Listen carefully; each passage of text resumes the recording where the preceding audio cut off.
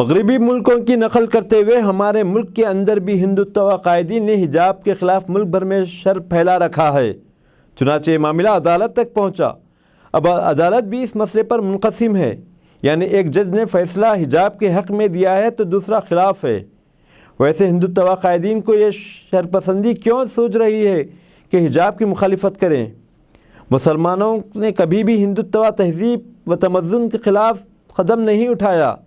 حجاب پر جو فیصلہ آیا ہے اس پر حکم پر پرسنل لا بورڈ کا بیان ہے جو اس طرح ہے۔ حجاب کیس میں جسٹس دھولیا کا نقطہ نظر دستور ہند اور شخصی آزادی کے تقاضوں کے مطابق حکومت کرناٹک اپنا حکم واپس لینے کی اپیل۔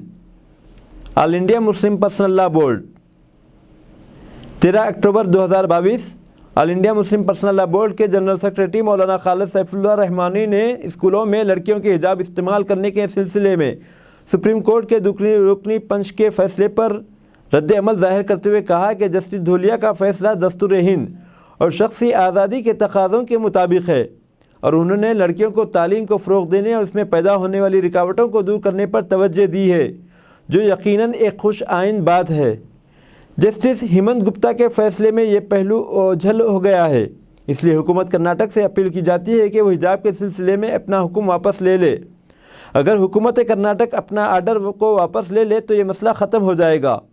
حکومت کو یہ بات ملحوظ رکھنی چاہیے کہ ہندوستان میں اور بالخصوص مسلمانوں میں خواتین کی تعلیم کی طرف پہلے ہی سے کم توجہ دی جا رہی ہے، اس لیے حکومت کو کسی ایسے اقدام کی تائید نہیں کرنی چاہیے جس سے لڑکیوں کی تعلیم میں رکاوٹ پیدا ہو اور جو بات ان کو پسند نہ ہو دوسروں کو بھی اس میں نقصان نہ ہو، وہ عمل ان پر زبردستی تھوپا جائے۔ ججوں کی منقسم رائے کی وجہ سے اب یہ معاملہ وسیع تر بینچ کے حوالے ہوگا۔ آل انڈیا مسلم پرسنل لا بورڈ اب تک کرناٹک ہائی کورٹ میں حجاب کے حق میں اٹھنے والے فریق کی مدد کرتا رہا ہے، اور جب یہ معاملہ سپریم کورٹ پہنچا تو خود مسلم پرسنل لا بورڈ اس میں فریق بنا اور پوری تیاری کے ساتھ بہتر طور پر اپنے موقف کو پیش کیا ہے اور آئندہ بھی اپنے موقف کو پیش کرے گا۔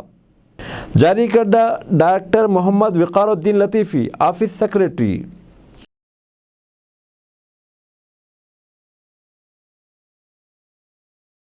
السلام علیکم، ہیلو، ہائے، آداب ایوری ون۔ دوستوں میں آپ کا دوست شہباز خان، آپ دیکھ رہے ہیں TNT نیوز اور دیکھتے رہیے TNT نیوز۔ Thank you.